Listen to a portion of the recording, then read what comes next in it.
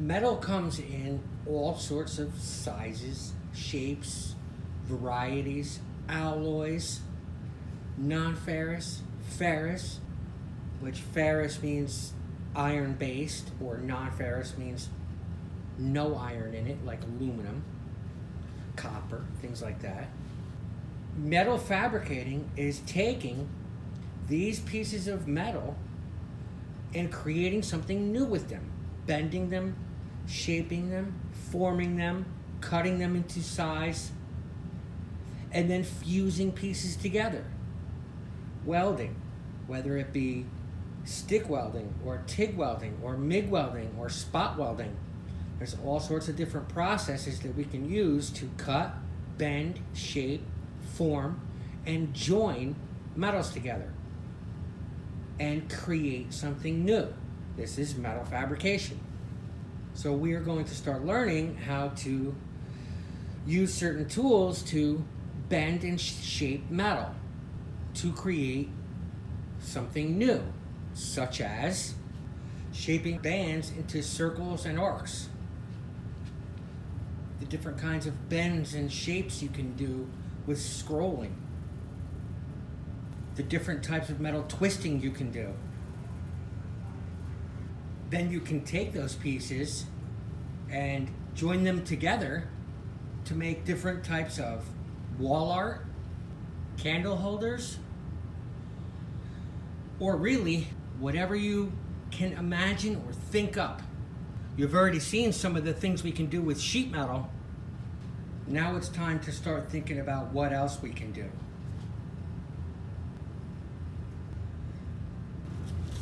Okay, so if I wanted to create this candle holder here, there's a few things I'm gonna need. S-scrolls. They are called S-scrolls because they are in the shape of an S. They're just curled at the ends, and one side is just curled a little more than the other. So I will need 4 of these. I will need a large circle and a piece of sheet metal at the bottom. Those are all the pieces I will need for this. So what I am going to want out of this project is repeatability. What that means is I want every single one of these S shapes to be relatively the same. I say relatively because nothing is identical, nothing is exact, ever. So I want them to be as close together as possible. I want them to be as close as I can get them to the same. So what I'm going to use for that is what's called a jig. These are jigs. The first thing I'm going to need to do is to cut 4 pieces all the same length, 12 inches.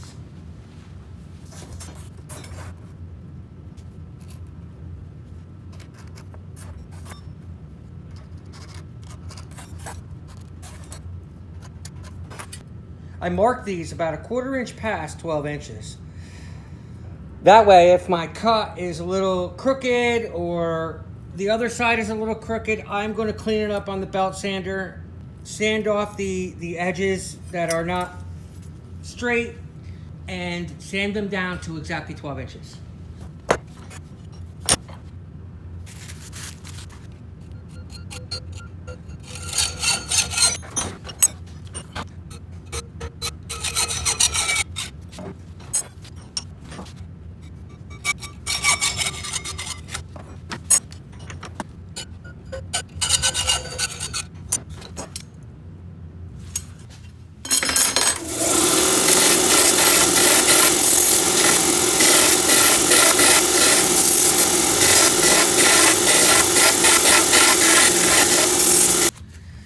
Get your first piece to 12 inches exactly.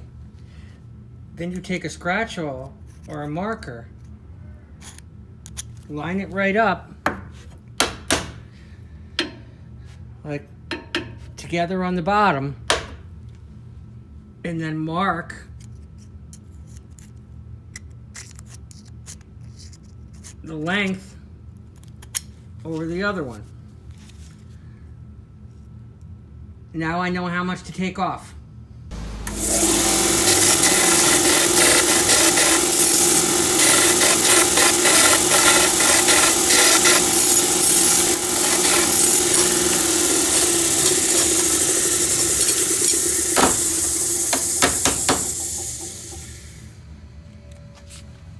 Okay, now all my pieces are the same size. Okay, the jig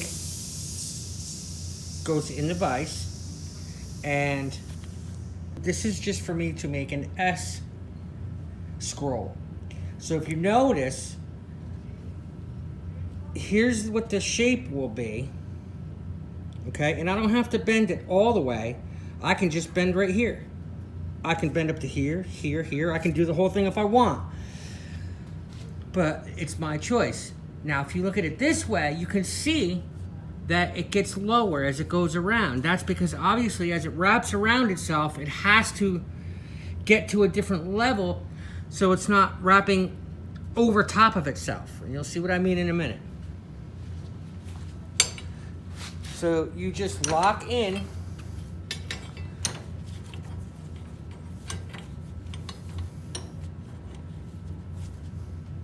the jig into the vise, nice and tight,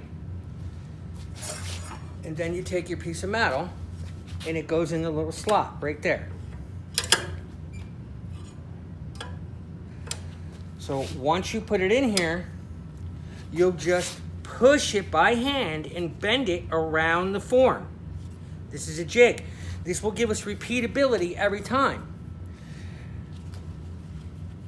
What is important, though, is that we stay with contact all the way across the form, all the way around.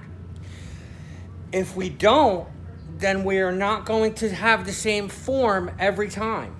So if I just bend it around like this and it's not touching the whole time, it's not going to have the same shape every time. So as I push the metal,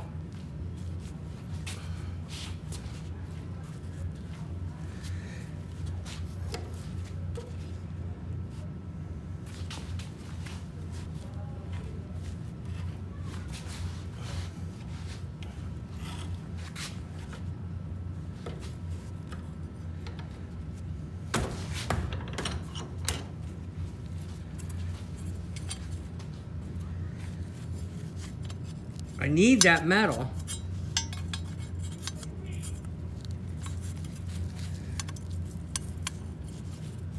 to have contact with the frame all the way around like that. If it's not and there's gaps like that, then it's not going to be repeatable and it's not going to stay the same every time.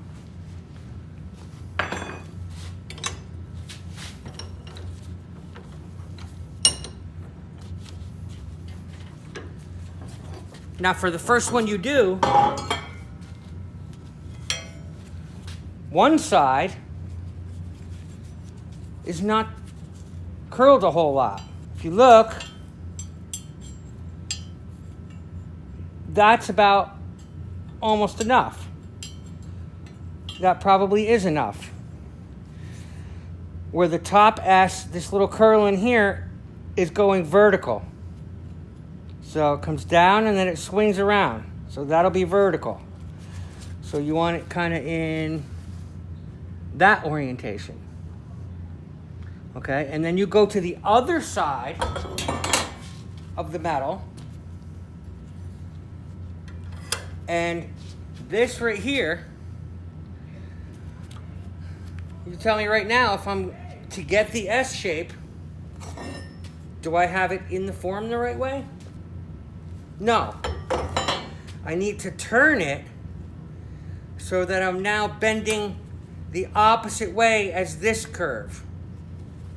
So all the way in and then push up against the jig.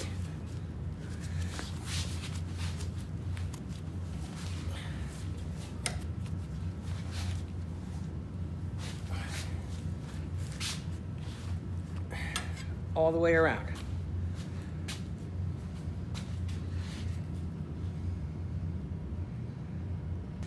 This 12-inch piece,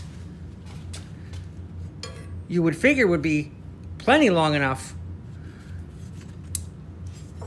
to make that, right?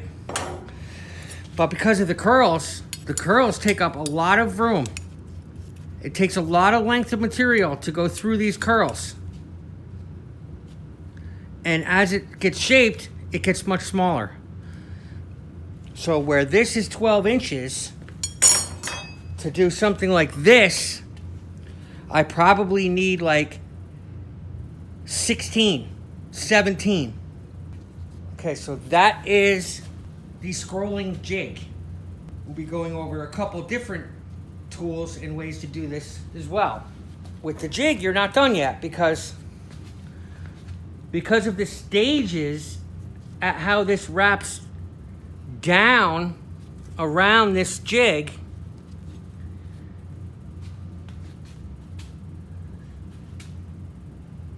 The piece does not come out straight. This is not a good piece to start fabricating something with. So you have to now straighten this piece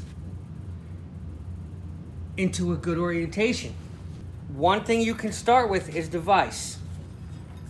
And you can put it in the vise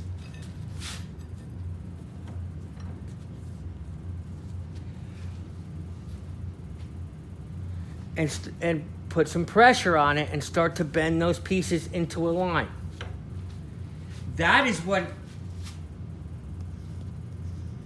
it needs to be. That's the shape it needs to be when it's done.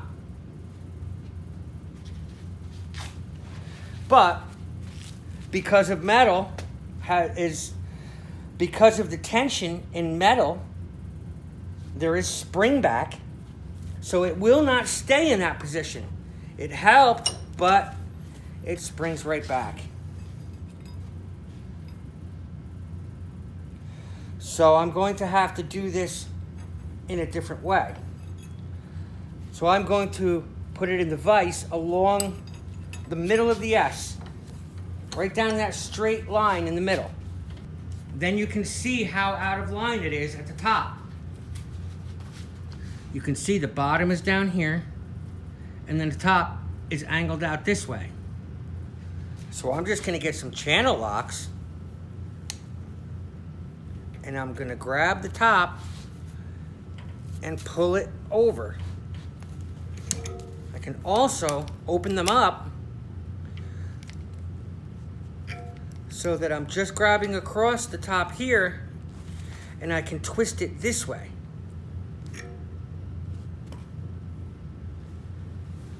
Now that looks a lot more in line.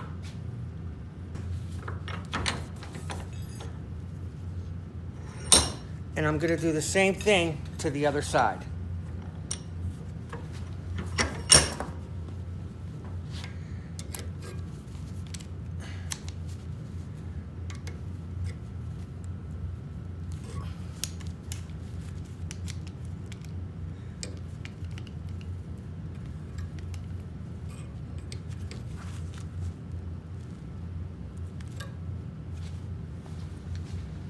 Take it and look down the line of it this way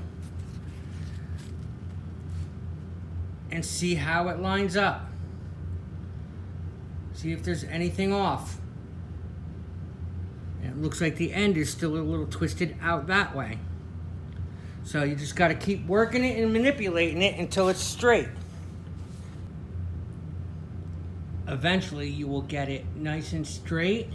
You will never get it perfect, but you will get it nice and straight. Once you start welding pieces together, it will create a base with separate points to sit on, and you can adjust these with slight bends to sit evenly on a surface.